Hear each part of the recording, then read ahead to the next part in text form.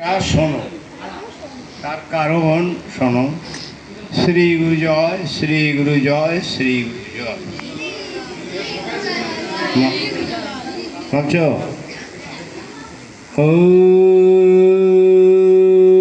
অজ্ঞানতিমিরান্ধস্য জ্ঞানাঞ্জনশলাকয়া চক্ষুरुन्मीलितं येन तस्मै श्री गुरवे नमः।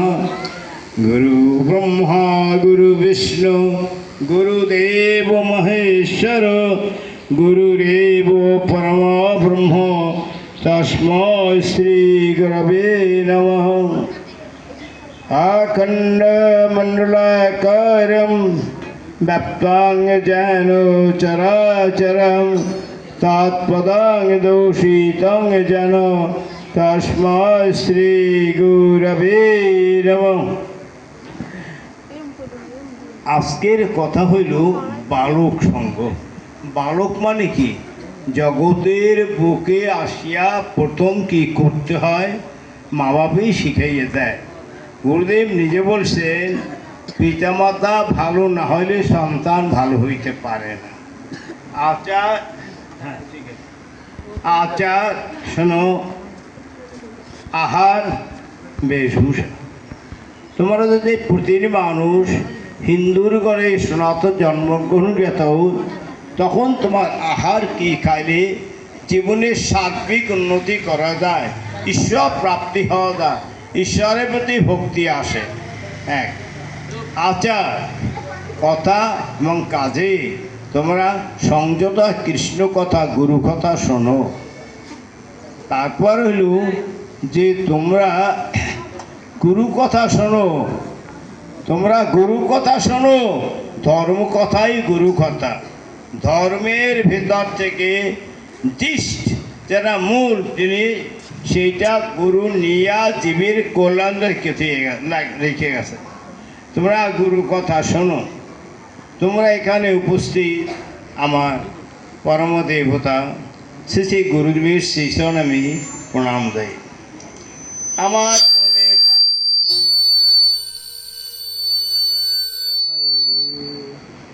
আমার প্রাণের ছোট ছোট ভাই বালকগণ, তোমাদের আমি অফুরন্ত স্নেহার্থী বিদ্যা, অর্থ, স্বাস্থ্য, সততা এইগুলি বজায় থাকিও। তোমাদের অতি বয়স, তোমাদের মা বাবাই যদি একটা কাদা মাটিকে তৈরি, এরা কি বন্ধ কর, কাদা মাটিকে ইচ্ছা করলে পশুও বানাইতে পারে, সিংহও বানাইতে পারে, দেবতাও বানাইতে পারে।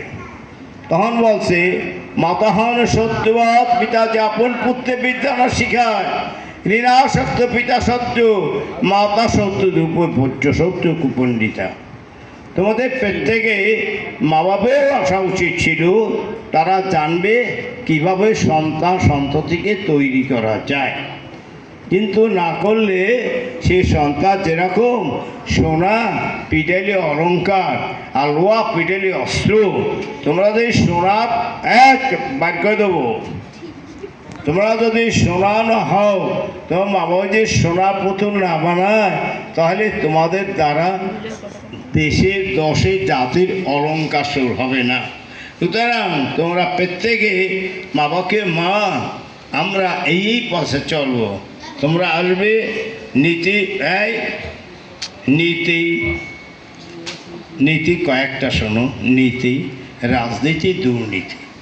নীতি যেটা লেখছেন সত্য সেবা নীতি, সেটা ভারী দুষ্ট ছেলে, ওকেই দেবো আমি। সে নীতি যদি ঠিক না রাখতে পারে, তার জীবনে কিছু হবে না, কিচ্ছু হইতে পারবে না। নীতি, সুতরাং তোমরা গুরুদেবের সত্য সেবা নীতি ধর্ম মানিয়া চলিও। মা বাবাকেও বলিও, মা এগুলো শিখাও। রামায়ণ, মহাভারত, শ্রীকৃষ্ণের জন্ম, এইসব করে মা বাবায় পড়াবে আগে।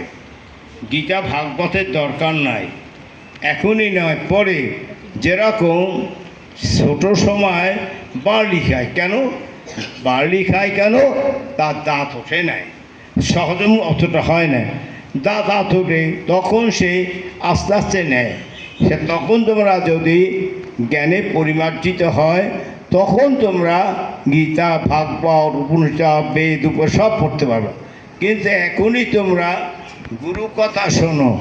গুরু কথা হইল কি শোনো, গুরু বলে গেছেন যে শ্রীগুরুসঙ্গ অক্ষয় বট। শ্রীগুরুসঙ্গ ভালোবাসিবে, শ্রীগুরুসঙ্গ থাকিবে, ছিল, আছে, থাকবে। এবং গুরু যিনি আছেন তিনি ভগবত জ্ঞানে শাস্ত্রে পাওয়া যায় গোবিন্দ, না শোনো আস্তে শোনো, পরমেশ্বরকে যেরকম ভক্তি করিবে তদ্রূপ ভক্তি গুরুয়ের করিবে, তারপরেই তোমরা গুরু সহায় হইবে, গুরু কৃপা পাবে। তার কারণ লেখা গেছে শাস্ত্রে, শাস্ত্র মানে কি? শাস্ত্র হইয়া দাঁড়ায় অস্ত্র, যে না মানে শাস্ত্র। ব্যাখ্যা দরকার নাই, ভগবানকে ডাকো, গুরু কথা পাঠ করো। দাঁড়াও,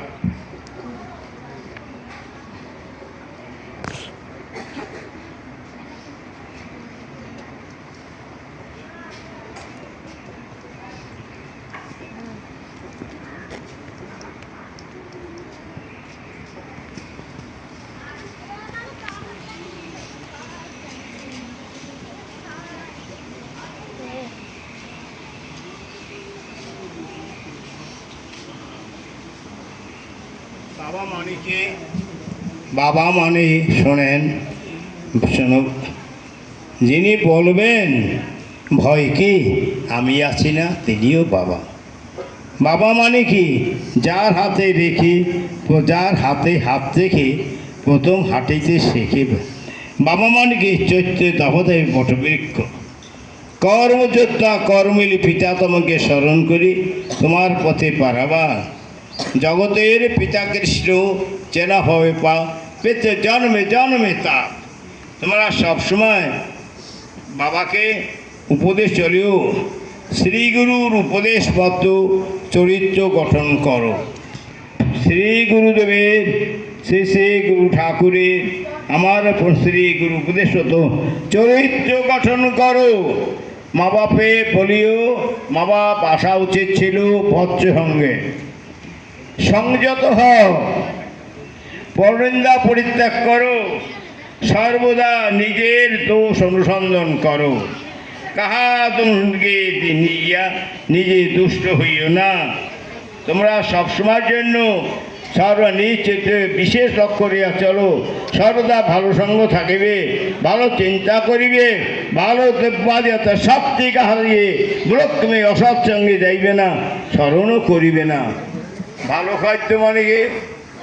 যস্য প্রসাদাৎ ভগবৎ প্রসাদ বন্দে গুরু শ্রীচরণার বৃন্দ।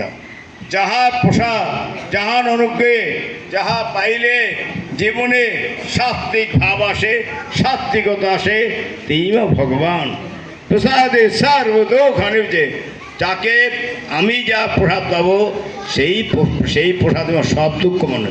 কিন্তু একটা কথা, ভোগ দেওয়া সোজা নয়, নিজে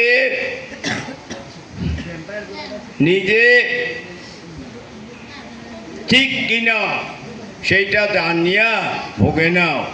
গুরুদেব মাঝে মাঝে উঠাইয়া দিতে, ফেস ইন্ডেক্স মাইন্ড মুখেই দেখা যায়, কিন্তু আগে নিজে চরিত্র ওখানে সহায়িকা পিতা মাতা সবরা শুইয়া রাত্রে শেষ রাত্রে বলো হা কৃষ্ণ, হা গোবিন্দ, গুরু নারায়ণ, গোবিন্দ এই বলি উঠবে।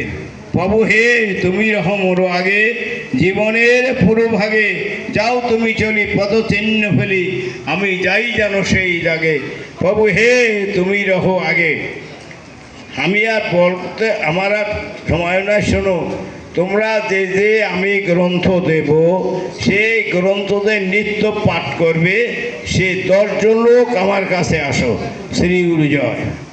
10 জন লোক আসবে যে আমরা গ্রন্থ দৈনন্দিন পাঠ করবে, সে আসো, 10 জন বেশি আসবে না।